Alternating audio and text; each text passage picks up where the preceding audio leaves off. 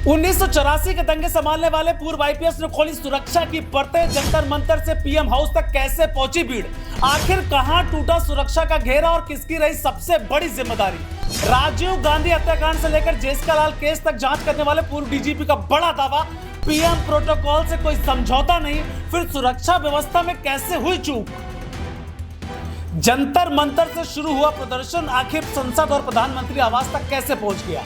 क्या सुरक्षा व्यवस्था में कहीं चूक हुई या हालात अचानक पुलिस के नियंत्रण से बाहर हो गए। इन्हीं सवालों पर अपनी बेबाक राय देश के अनुभवी पुलिस अधिकारियों में गिने जाने वाले पूर्व डीजीपी आमोद कंठ ने रखी है। उनके मुताबिक सुरक्षा प्रोटोकॉल के तहत पुलिस को किसी भी व्यक्ति या भीड़ को निर्धारित सीमा से आगे बढ़ने का रोकने का पूरा अधिकार है। उन्होंने ये भी कहा कि भीड़ नियंत्रण के दौरान कानून का पालन जरूरी है और कार्रवाई करते समय महिलाओं के साथ संवेदनशील व्यवहार होना चाहिए। साथ ही उन्होंने भीड़ प्रबंधन, सुरक्षा व्यवस्था और इंटेलिजेंस तंत्र की भूमिका पर भी विस्तार से अपनी राय रखी। अब सवाल यही है कि क्या इस पूरे घटनाक्रम से भविष्य के लिए कोई बड़ा सबक मिलेगा। देखिए नौ उत्तर प्रदेश पे अभिषेक पांडे के साथ पूर्व डीजीपी आमोद कंठ की एक खास बातचीत। इस देश में शांतिपूर्ण तरीके से प्रोटेस्ट करने का हक अधिकार सभी को है, लोकतंत्र है। और जो आंदोलन पिछले करीब 20-22 दिनों से शांतिपूर्ण तरीके से जंतर मंतर पर चल रहा था, अचानक संसद चलो मार्च की घोषणा जो की गई और उसको लेकर के मानसून सत्र चल रहा था, इसलिए पुलिस ने फोर्सफुली जो प्रोटेस्टर्स थे उनको संसद भवन पहुंचने से रोका। लेकिन जो कुछ हुआ उसके बाद राहुल गांधी भी पीएम आवास पर पहुंचे और सिक्योरिटी के लिहाज से, थ्रेट के लिहाज से ये बहुत ही संवेदनशील इलाके हैं, लुटियन जोन हो या तमाम मिनिस्ट्रीज के इलाके, साउथ ब्लॉक, नॉर्थ ब्लॉक। हमारे साथ आज जो हमारे खास मेहमान हैं वो है पूर्व आईपीएस अधिकारी, farmer DGP Amod Kant sir. बहुत बड़ी जिम्मेदारी ये निभा चुके हैं दिल्ली में, चाहे सिख दंगों की बात की जाए, राजीव गांधी हत्याकांड केस की बात की जाए, जेसिका लाल मर्डर केस की बात की जाए, तमाम अनुभव के साथ ही हमारे साथ जुड़े हैं। और जिस हिसाब से कल दिल्ली पुलिस ने रिटेलिएट किया है उस पर भी हम बात करेंगे, क्योंकि तमाम वीडियो सोशल मीडिया पर अब वायरल हो चुके हैं। बहुत बहुत स्वागत करेंगे आमोद सर आपका। थैंक यू, बहुत बहुत शुक्रिया, थैंक यू। कल जो तस्वीरें आई हैं, देखिए दिल्ली पार्लियामेंट स्ट्रीट के पास, जंतर मंतर के पास, तो हम लोग कई बार ऐसी तस्वीरें देख चुके हैं कि भाई प्रोटेस्टर्स आते हैं और वहां पर प्रदर्शन करते हैं और अगर जरूरत पड़ी तो पुलिस उनको फोर्सफुली वहीं पर रोकती है। लेकिन मानसून सत्र चल रहा था, क्या दिल्ली पुलिस से ये चूक हुई है कि सारे प्रोटेस्टर्स, हजारों की संख्या में स्टूडेंट्स आने वाले हैं, अलग अलग ट्रांसपोर्टेशन से भीड़ इकट्ठा हो रही है, क्या इंटेलिजेंस की चूक रही और संसद भवन के लगभग करीब जो प्रोटेस्टर्स थे वो पहुंच गए थे? नहीं, मुझे ऐसा लग रहा है कि दिल्ली पुलिस या जो लोग इस हक में नहीं थे कि यहाँ पे इस ढंग के लोग इकट्ठे हों, उन लोगों ने जो एक एस्टिमेट किया, उन लोगों ने जो एक अंदाजा लगाया वहाँ पे आने वाले लोगों की संख्या के बारे में, वो गलत था। पहले जैसे ऐसा हुआ कि पहली बार जब ये लोग आए वहाँ पे, कॉकरोच जनता पार्टी वाले लोग, तो बहुत कम लोग थे और उसके बाद दिल्ली पुलिस ने उनको परमिशन दे दिया और यहाँ पे कुछ लोग आए और उतनी बड़ी बात हुई नहीं। लेकिन धीरे धीरे ये मसला बढ़ता चला गया और फिर अंत में मैं समझता हूँ कि किसी को भी इस बात का अंदाजा नहीं था कि यहाँ पे 1 लाख के आसपास लोग आ जाएंगे। जहां तक ये कॉकरोच जनता पार्टी के लोग हैं, उनके भी जो बयान आ रहे हैं, उनके बयान के मुताबिक भी करीब वो सोचते थे कि 15-20 हजार लोग आ जाएं, ये काफी होगा। जहां तक दिल्ली पुलिस की बात है, दिल्ली पुलिस ने तो शायद 10,000 सोचा होगा मैक्सिमम, कि इससे अधिक लोग नहीं आएंगे।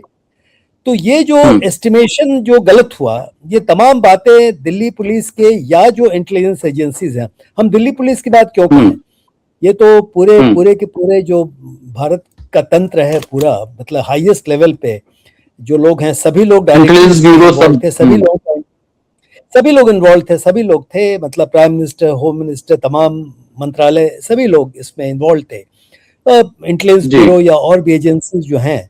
तो उन सभी लोगों ने मिल करके जो एक आंकड़े दिए होंगे, मुझे नहीं पता है कि क्या दिया, ऐसा लगता है कि वो पूरी की पूरी एस्टिमेशन गलत साबित हुई।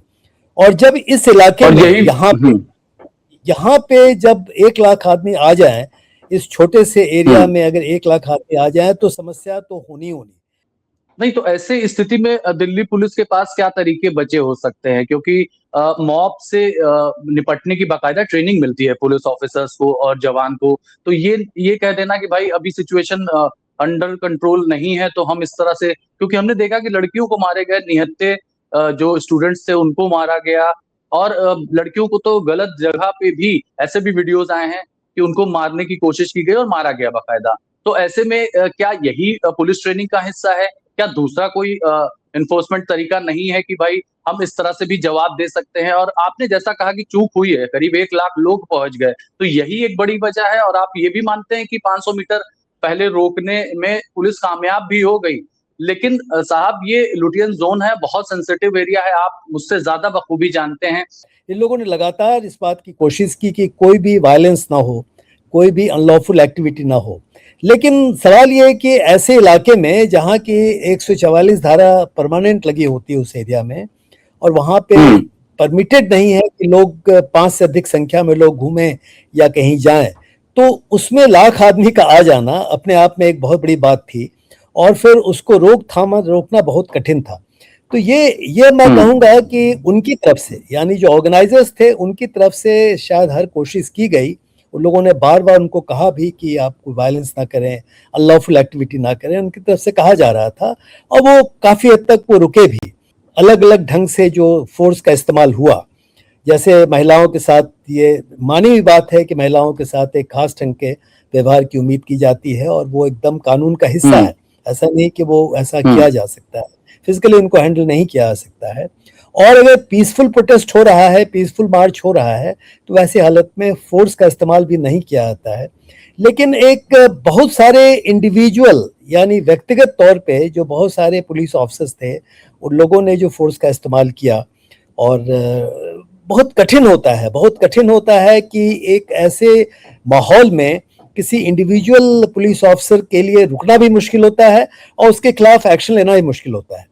जैसा आपको क्या लगता है, फोर्स कम पड़ गई थी उन इलाकों में, और भी कंपनियां अब तैनात की गई हैं, तो क्या फोर्स की भी कमी थी? जैसा आप कहे कि इंटेलिजेंस में इसको चूंकि ही कहा जाएगा कि 1 लाख लोग एक साथ गदर होने वाले हैं और इसकी सूचना नहीं है, और बाद में आनन फानन ने हमने देखा कि मेट्रो स्टेशन को बंद किया गया कि और भीड़ ना पहुंचे वहां पर, तमाम एक्शंस लिए गए, नेट वगैरह भी वहां पर खराब, मतलब काम नहीं कर रहा था उस दौरान।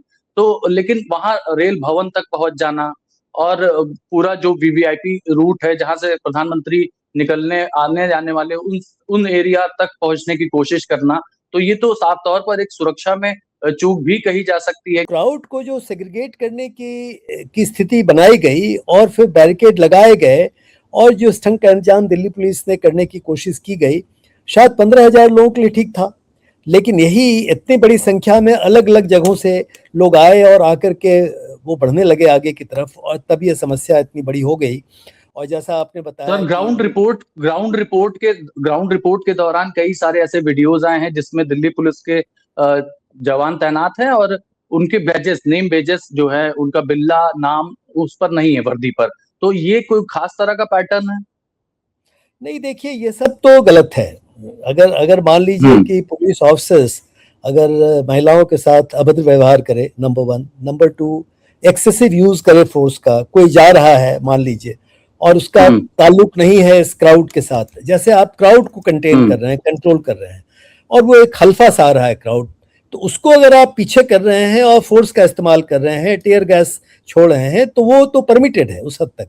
क्योंकि अगर आपको रोकना है, मान लीजिए कि आपको रोकना है, आप परमिट नहीं कर सकते हैं किसी भी हालत में, उसको रोकने के सिलसिले में जो एक आप फोर्स का इस्तेमाल करते हैं वो एक अलग बात होती है।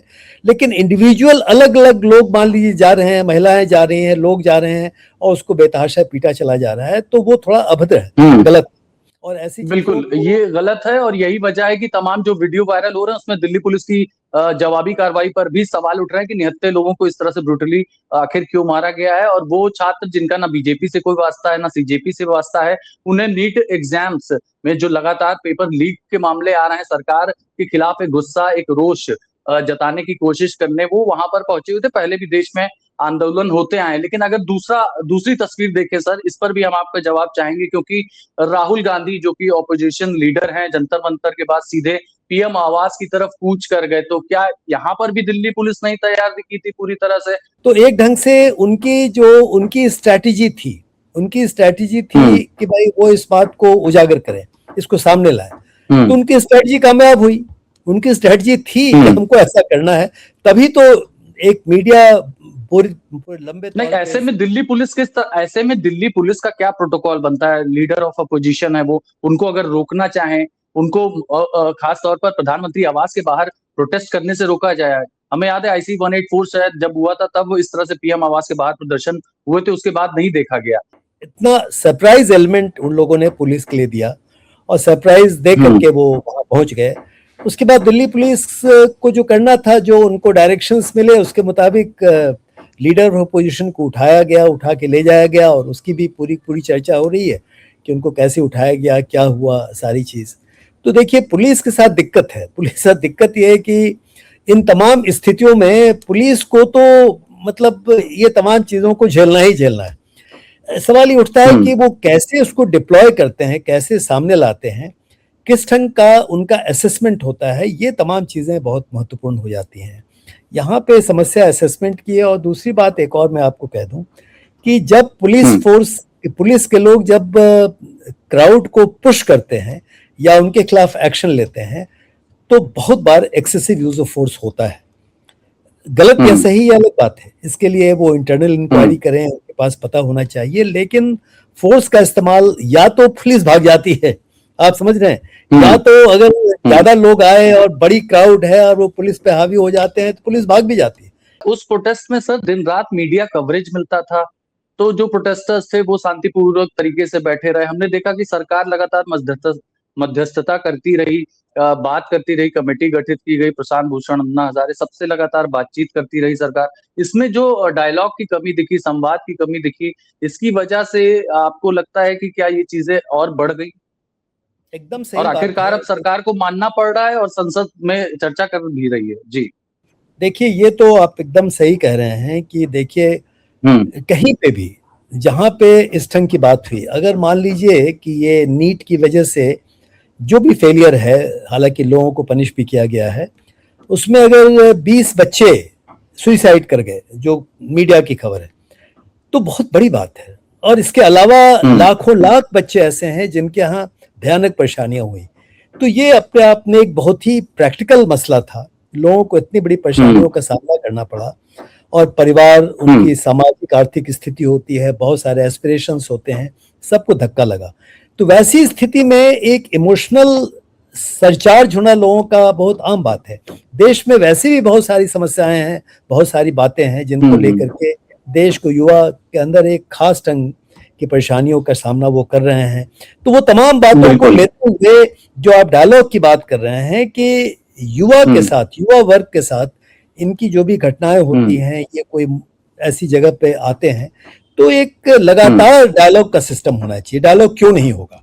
क्यों नहीं आप बातचीत करेंगे? बातचीत तो करनी ही पड़ेगी ना। तो यहाँ पे एकदम सही है कि अगर शुरू से ही आप डायलॉग का माहौल रखें, जैसे मान लीजिए कि इन्होंने, वांचुक ने पूरी तरह से फैसला किया, भाई 21 दिन बहुत ज्यादा होता है फास्ट का, तो धीरे धीरे मोमेंटम बढ़ता चला गया। और एक ऐसा व्यक्ति है जिसकी अपनी एक बैकग्राउंड है, और उसने ये फास्ट लिया और पूरे के पूरे इस आंदोलन को एक नई ऊर्जा दे दी इस बात को लेकर के। तो वो डायलॉग की तो जरूरत थी, तो डायलॉग तो चाहिए ही चाहिए ना।